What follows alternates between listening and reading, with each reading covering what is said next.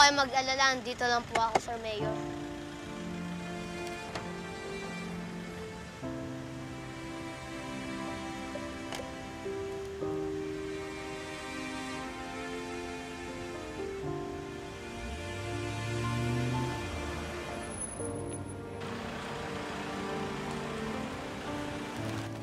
I am really glad that you're back for good, anak.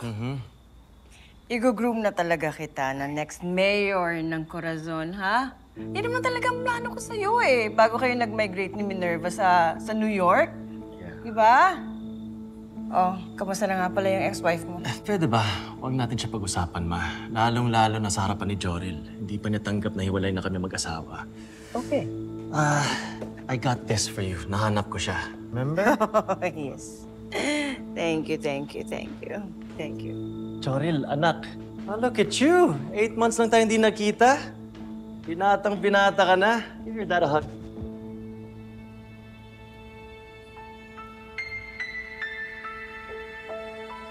Look at you.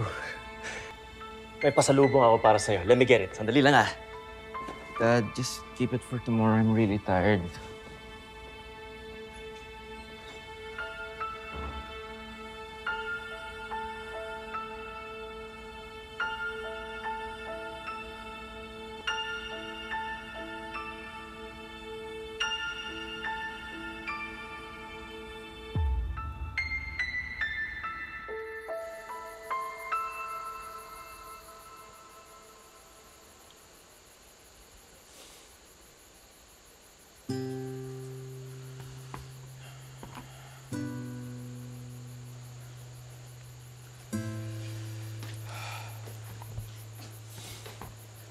Oh, mahal.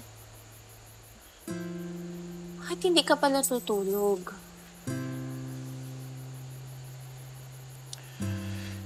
Hindi ako inaantok eh. Iniisip ko mga anak natin. At kung paano natin sila bibigyan ng magandang kinabukasan. Paano naman natin gagawin yun? Pahirap na pahirap ang buhay. Tapos sobrang stress pa natin. Dapat pa ba natin problemahin ang problema ng lugar natin? Mahal. Mahalaga na makibahagi tayo sa ikauunlad ng barangay natin. Eh paano kung saktanik ka pa mga anak natin? Gipitin sila, buweltahan. Eh, nandito naman tayo, di ba? At kahit anong mangyari, hindi natin sila pababayaan. Kilala mo tong mga anak natin. Hindi natin sila mapipigilan sa mga pinaglalaban nila. Lalo na si Rambo. Natatakot ako na hindi biro ang mga makakalaban nila ako. Pero alam mo, pinagmamalaki ko siya.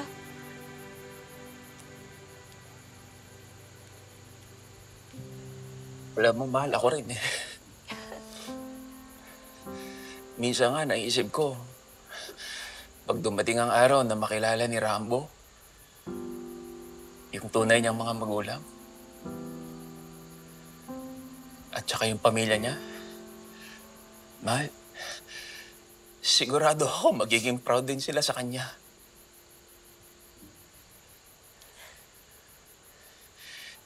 Kasi maayos pagpapalaki natin kay Rambo eh. May tapang at may paninindigan sa buhay.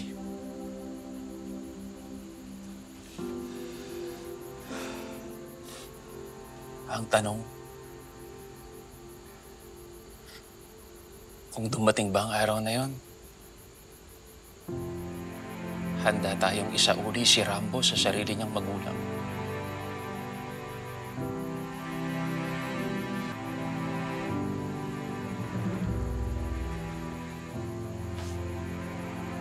Hindi.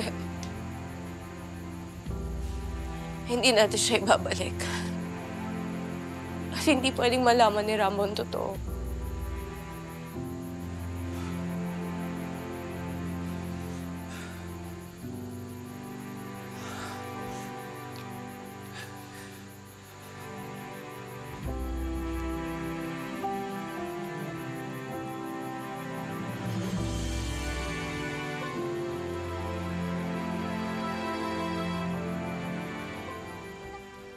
Oy, oy, oy. Tabi. Uy! Oh, magkali naman tayo, ha? Lahat ng hindi magbabayad ng 2,000 ay hindi pwedeng makapagtinda dito. Okay? Nako, Kap. Oh. Pasensya na ho. Baka pwede mamaya na lang ho kayo maningil. Kakaunti pa lang po ang benta ko eh. Oo nga, ano? Oo, pwede naman. Boys, pakitapon nga to. Ano gagawin nyo? Teka, wag yung gagawin! Kawawa naman, oh. Kawawa naman. Huwag mo lang yan. Inutang ko lang naman pinuuna ko yan, tapos gaganin niya pa! Hindi, sige. Next time, maawa ako sa'yo, ha? Kap, sobra ka na. Bawal yung ginagawa mo. Ibalik mo yung mga ninakaw mo sa kanila. Nakaw? Ako magnanakaw. Hindi ako magnanakaw. Kinukuha ko lang yung mga bayad nila para dito sa tindahan.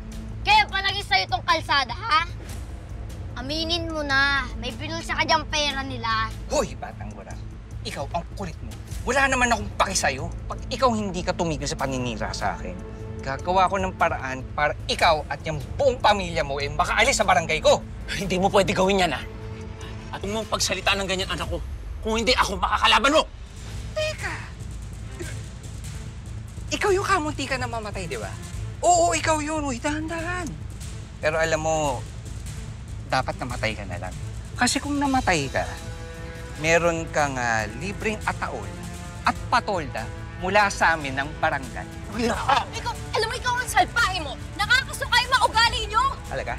Subukan mo saktan pamilya ko, ha? Di ako natatakot sa'yo. Lalaban na kita sa lahat ng labang gusto mo. Hindi kita uurungan.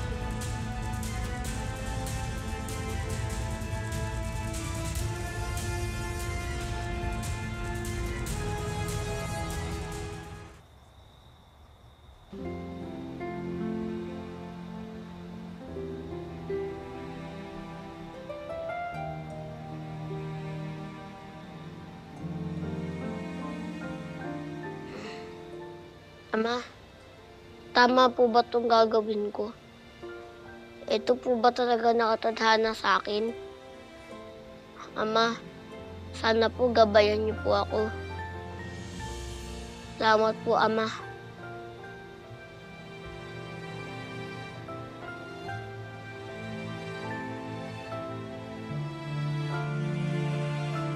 Apo ko,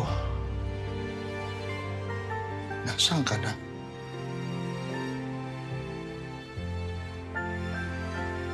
Sir, meron ako kayong bisita. Sino?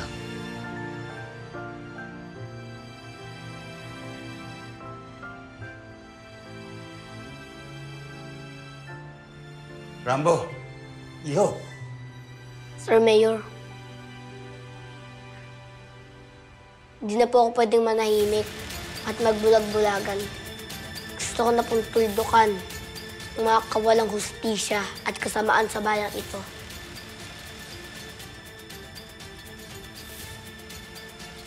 Tinatanggap ko na po ang alok po ninyo.